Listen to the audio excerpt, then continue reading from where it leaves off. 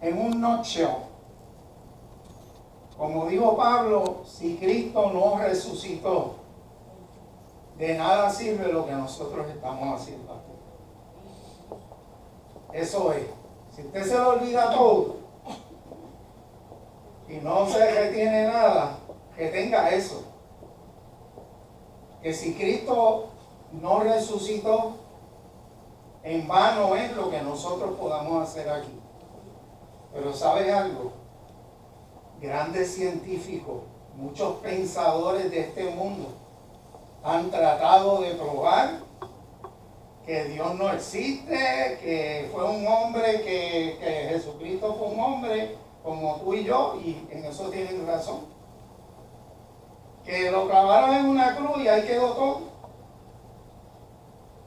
Pero dice la palabra del Señor para aquellos que la leen y para los que no la leen, te enteras. La palabra del Señor dice que sobre 500 personas llegaron a ver a Jesús, lo vieron después de haber resucitado. Así que vamos a ver lo que la palabra nos depara en el día de hoy. Como le decimos a todos, siempre nos ponemos en pie en reverencia a la lectura de la palabra del Señor.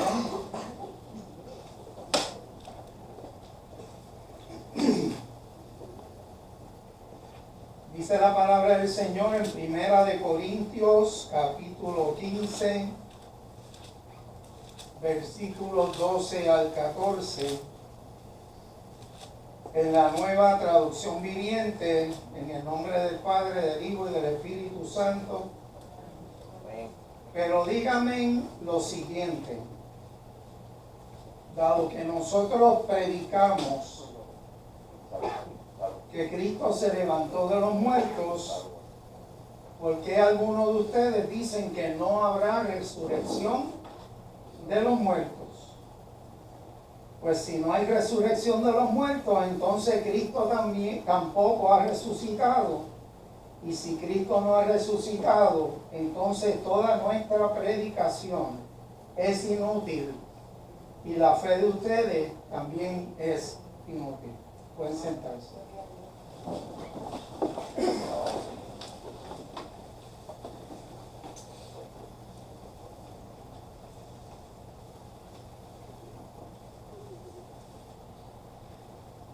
Traigo varios pasajes escriturales,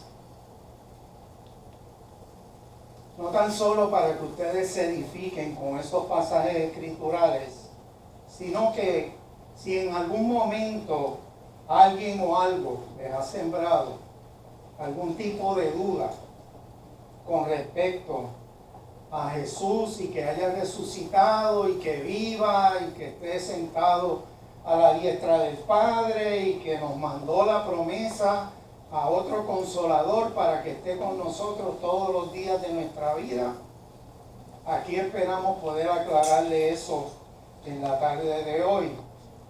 Romanos capítulo 6, versículos 5 al 9 dice: dado que fuimos unidos a Él en su muerte, también seremos resucitados como Él.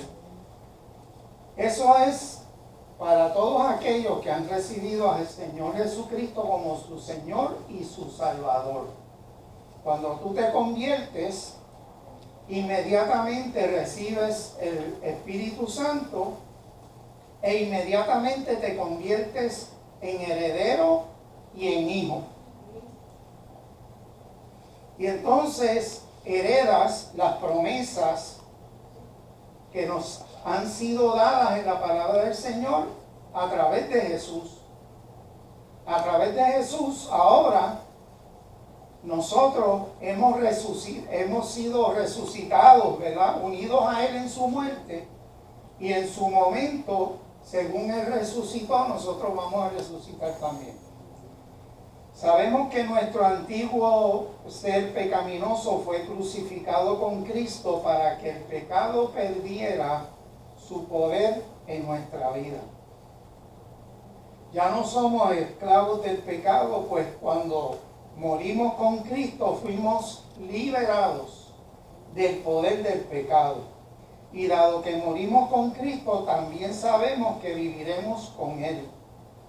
Estamos seguros de eso, porque Cristo fue levantado de los muertos y nunca más volverá a morir.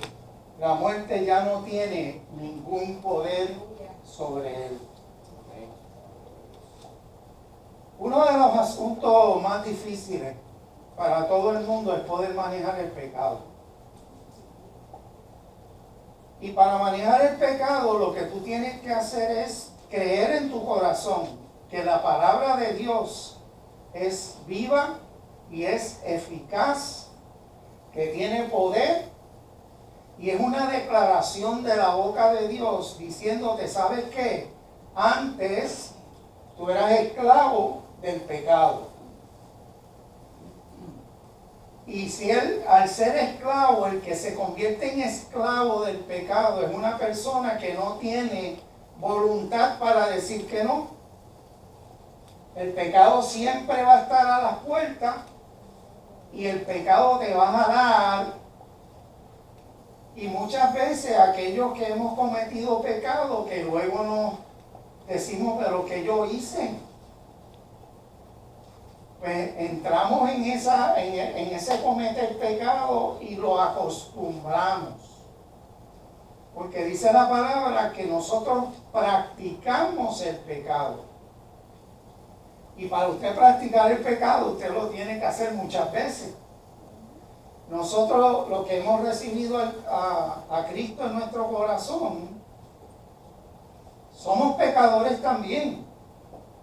Pero ahora, de una manera diferente, nosotros no pecamos adrede.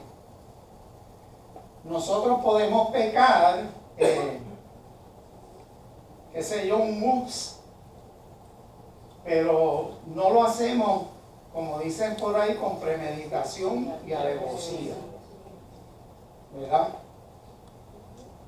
Y nadie peca de la noche a la mañana así como si nada.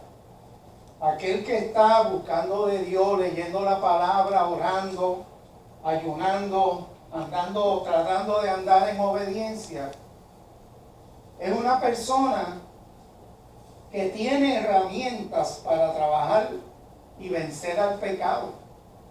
Cuando tú te enfrentes con el pecado, declárale al pecado y al que te esté tentando, declárale: el Señor dijo que ya tú no tienes poder sobre mí. El Señor dijo que yo he sido libre de la esclavitud del pecado.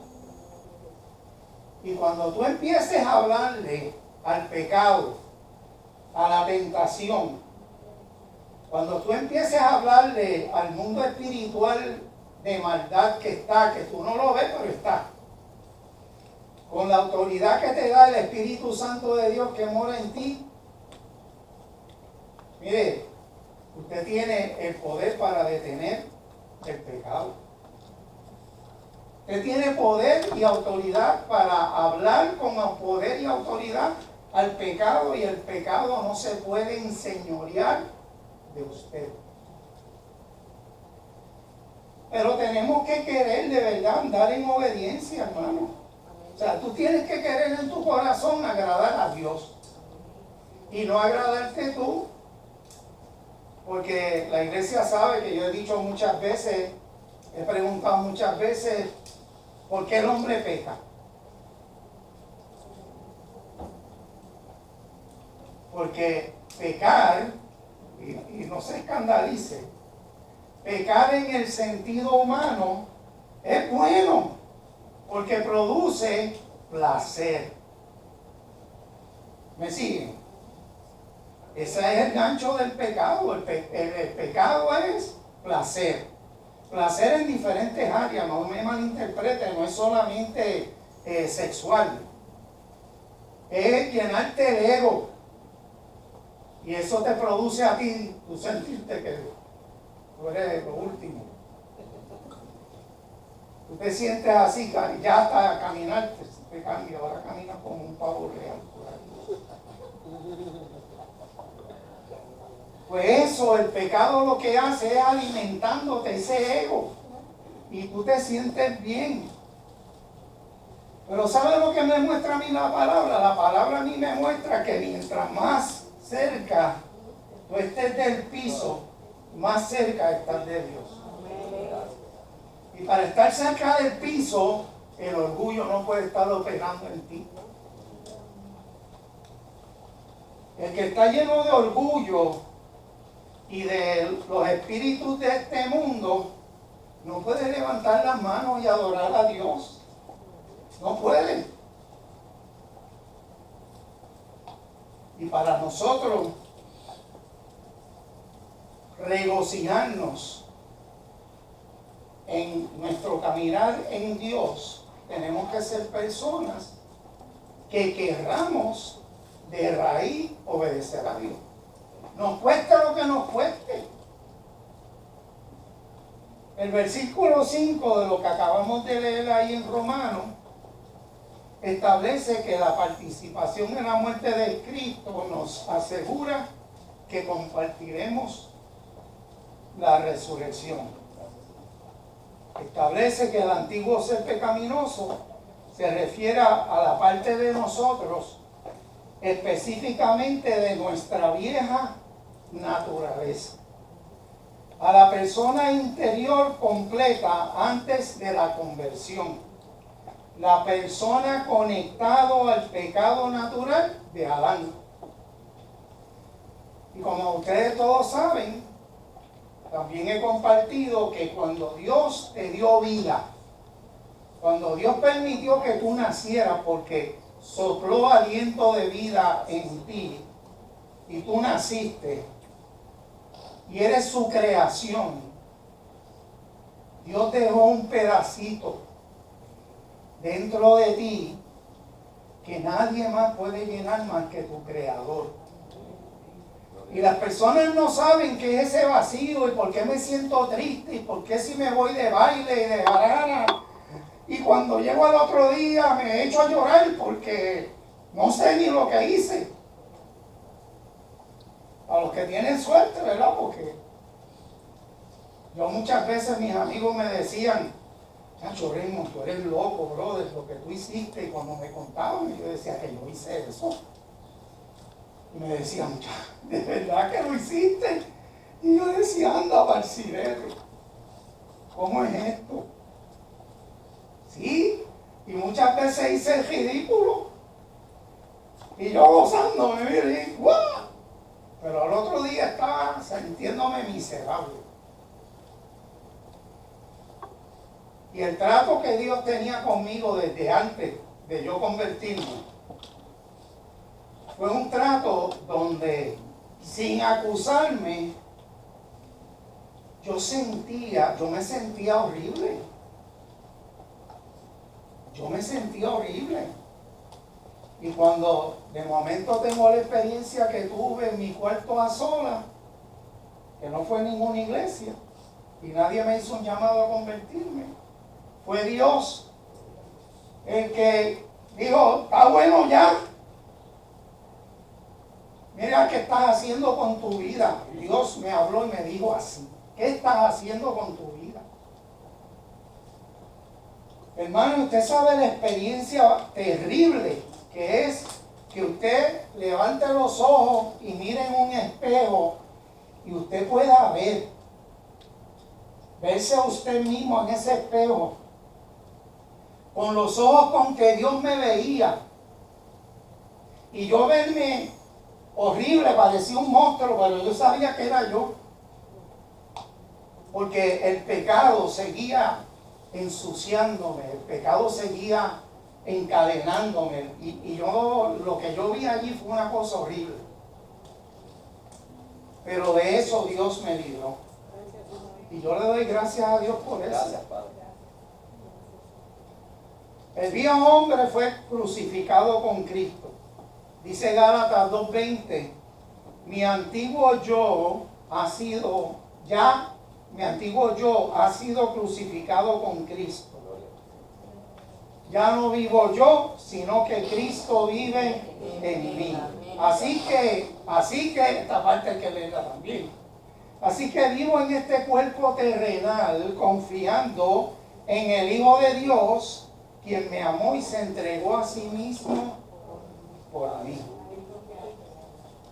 Expresado de manera simple, un creyente no es la misma persona que era antes de la conversión.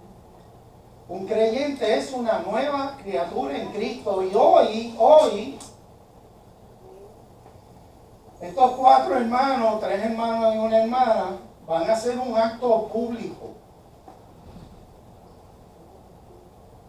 Un acto público, ¿verdad? Porque ya ellos tomaron su decisión y aceptaron a Cristo como su Salvador de manera privada. Pero hoy van a hacer un acto público delante de la gente, que van a ser los testigos de que ellos decidieron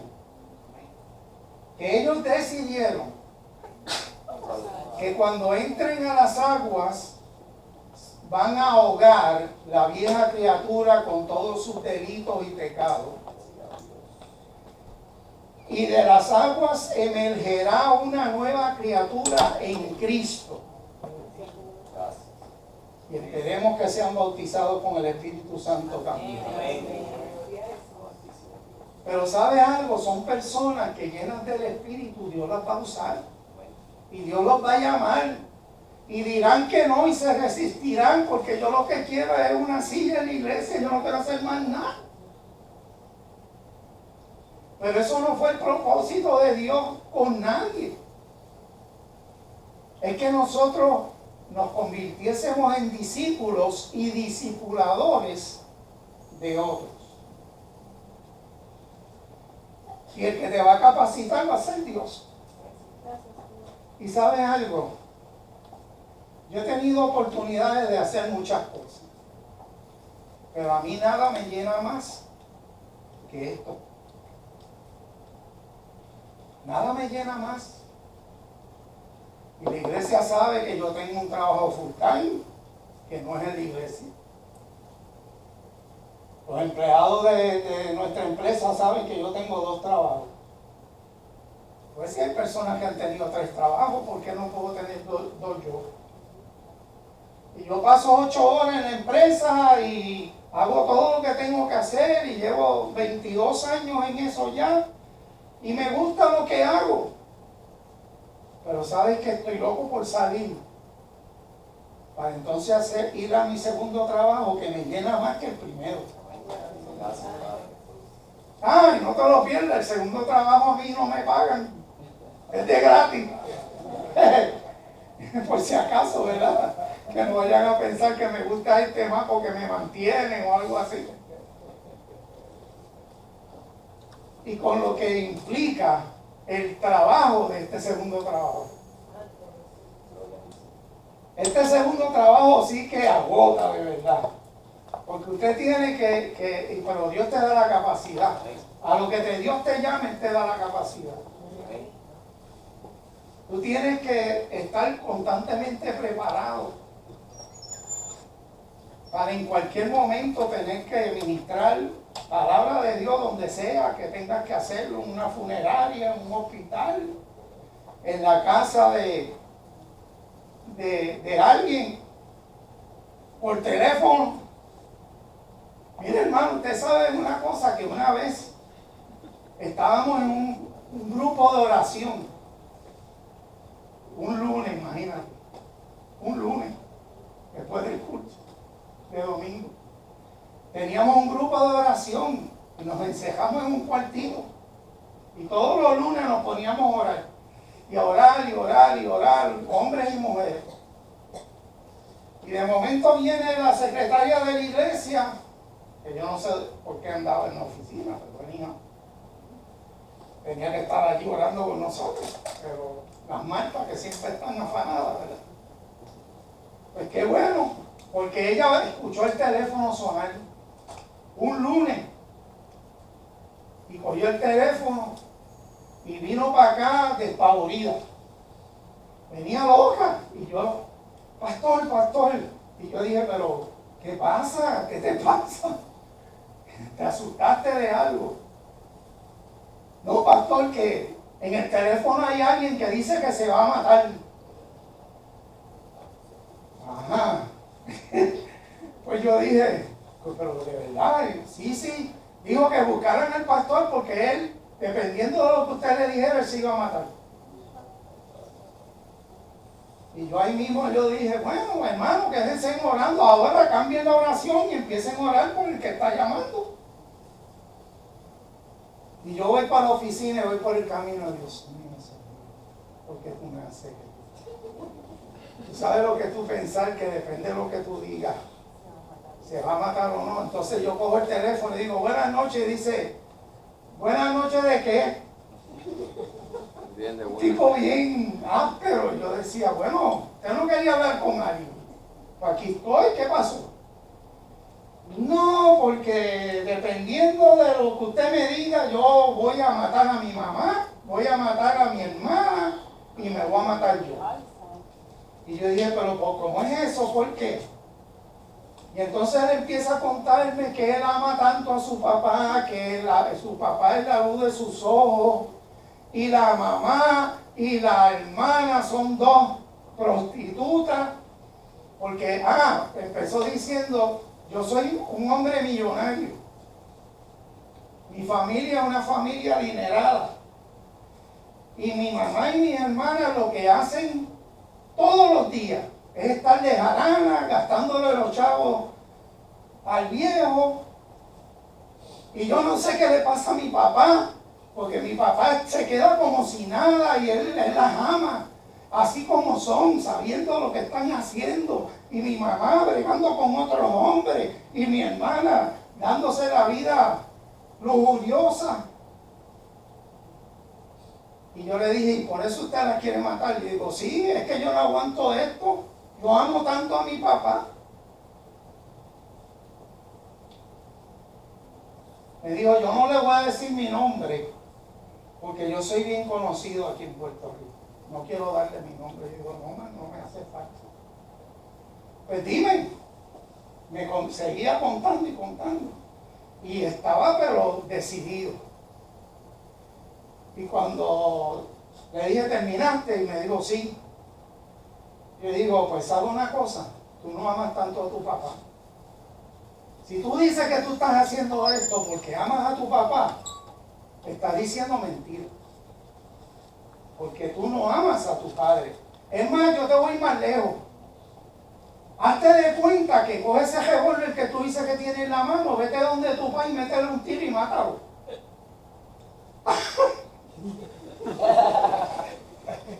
Y yo cuando me oí a mí mismo, yo decía, como yo le acabo de decir a este tipo que se pegue un tiro, que mate al padre y se pegue un tiro. Sí, porque eso es lo que tú vas a hacer. Cuando tú mates a tu mamá y mates a tu hermana, aunque se lo merezcan, tú literalmente estás matando a tu padre, porque tu padre, contrario a ti, ve luces por esas dos mujeres. Así que, si vas a hacer lo que tú dices que vas a hacer, hazlo, hazlo. Pero no te olvides que cuando se muera tu papá, de sufrimiento, del impacto que le va a dar saber que su hijo mató a su mamá y a su hermana, es igual que si tú le hubieras puesto el revólver en la cabeza. Y de momento yo empiezo y escucho un gemido. Y yo me quedé, entonces empiezo a orar. Empiezo a orar y de momento el hombre me dice, pastor, ¿usted sabe una cosa? Antes de llamarlo, yo me senté en el escritorio con la pistola ahí, la puse encima y cojo el teléfono y busqué una guía.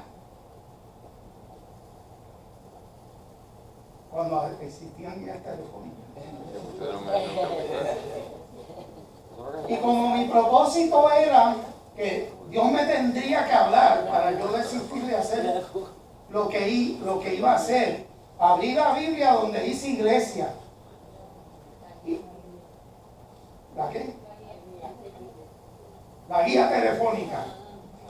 Y hice así, puse el dedo y salió el teléfono de usted. porque no estaba escogiendo ninguno en particular. Salió el teléfono, lo marqué. ¿Y sabes algo?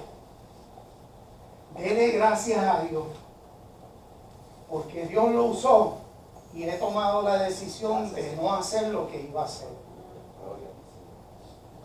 Porque la verdad es que cuando usted me dijo que el que iba a matar a su papá era yo, con lo que iba a hacer, eso a mí algo cogió mi corazón y confirmó en mi corazón lo que usted me estaba diciendo.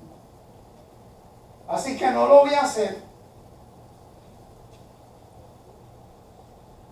Ahora le quiero pedir, dígame su nombre, dígame su iglesia. Y a mí no me importa la cifra que usted me diga. Si me quiere decir 1 millón de pesos, yo voy a hacer un cheque de 1 millón de pesos y se lo voy a mandar. Porque para mí el dinero no significa nada. Y verdaderamente Dios lo usó para detener lo que iba a hacer. Y yo inmediatamente me salió a decirle, ¿sabes algo? El consejo de Dios no se vende. El consejo de Dios no se vende. ¿Tú quieres hacer alguna obra? Coge el dinero y vete a los sitios que hacen falta, como orfanatorios, shelter para mujeres, y dé ese dinero ahí para que lo ponga para buen uso. Y enganché y llegué a donde estaban los hermanos como un pollito mojado, así temblando y todo. Y le dije, hermano, Dios se glorificó porque el hombre decidió no matarse. Hermano, eso es quien único puede hacer eso es el Señor. No hay hombre sobre la faz de la tierra que sea capaz de hacer eso. Y de la misma manera, por más que yo hable, yo no me puedo meter en tu corazón. Yo no me puedo meter en tu mente. Usted escucha, pero la que lleva el poder, que toca tu corazón y tu mente, es la palabra de Dios. La que compartimos en libertad creyendo que mi trabajo no es convencer a nadie, mi trabajo es hablar la palabra del Señor y Él hará lo que entienda necesario. Sigue diciendo 2 de Corintios capítulo 5 versículo 17. Esto significa que todo el que pertenece a Cristo se ha convertido en una persona nueva. La vida antigua ha pasado, una nueva vida ha comenzado. Yo no sé cuántos de ustedes se han dado cuenta que en los últimos 4 pasajes bíblicos, los 4 son diferentes, pero los 4 hablan de lo mismo. Hablan de la nueva criatura. Y esa nueva criatura, el poder de Dios está disponible para hacer esa nueva criatura.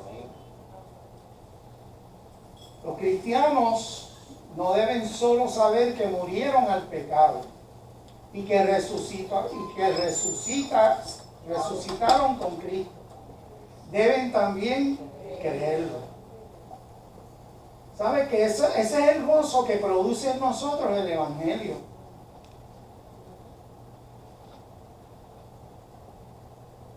Voy a hacer un experimento. Y necesito que la respuesta sea inmediata. Si suenan las trompetas ahora, ¿cuántos se van para el cielo? Hay un montón de manos que se quedaron abajo. Yo sí sé que si es de noche, Alín va a tener un problema por la mañana. Y voy a explicar el ejercicio. Cuando usted está viviendo, haciendo lo posible por agradar a Dios, el Espíritu Santo de Dios te convence, te da una convicción de que con todos tus defectos y todas tus debilidades, en tu mente lo que está es Dios y no el mundo. Y entonces, cuando se hace una pregunta como esa, usted inmediatamente no... Mire, si usted tarda 3 segundos en levantar la mano, usted no está seguro de su salvación. Si usted no levanta la mano en menos de 3 segundos, usted no está seguro de su salvación. Y entonces tenemos que hablar, porque es tan sencillo con que usted se arrepienta y hagamos una oración y ya. Y la próxima vez que alguien diga eso, usted levanta la mano inmediatamente. ¿Y sabe por qué dije con todos sus defectos y debilidades? Porque nosotros todos tenemos defectos y todos tenemos debilidades. Y nadie 100% es santo.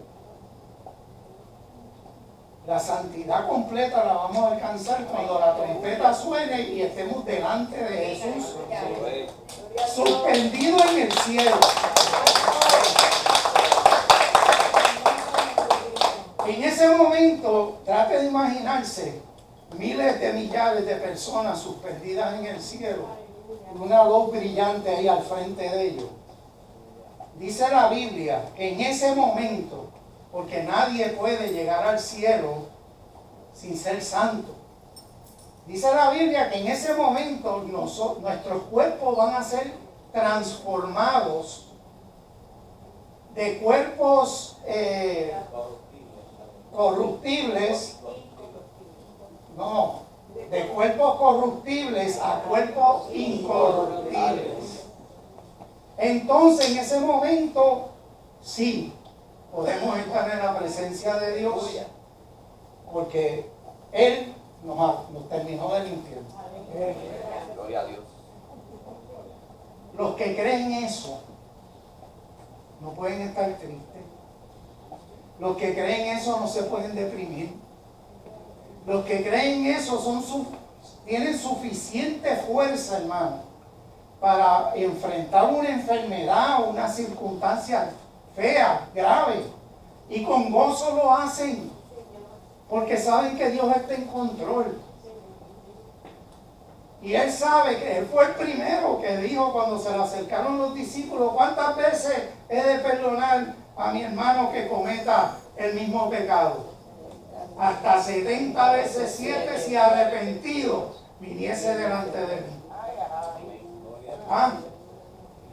Ese es el Dios que nosotros le servimos, que se place en perdonar, que se place en restaurar. Cristo murió por el pecado de una vez por todas. Ahora está vivo a la diestra de Dios. Puesto que los creyentes se unieron a Cristo y a su muerte y resurrección, ahora podemos creer que también estamos vivos con Cristo. Es una vivencia diferente. Porque la Biblia dice que antes estábamos muertos en nuestros delitos y pecados. Y ahora, este mismo cuerpo que ha recibido el Espíritu Santo, ahora tenemos vida en Él. Por eso nosotros nos podemos gozar. Por eso nosotros podemos consolar a otros. Por eso nosotros no tememos cuando tengamos que ministrar algo de momento. Porque usted sabe que usted no sabe la Biblia. Que usted no se habrá ido a un seminario a estudiar teología. Pero la vivencia que usted tiene con una relación con Dios, en el momento en que haga falta, usted abre la boca y Dios pondrá palabras en su boca. Porque a Dios le interesa bendecir a las otras personas.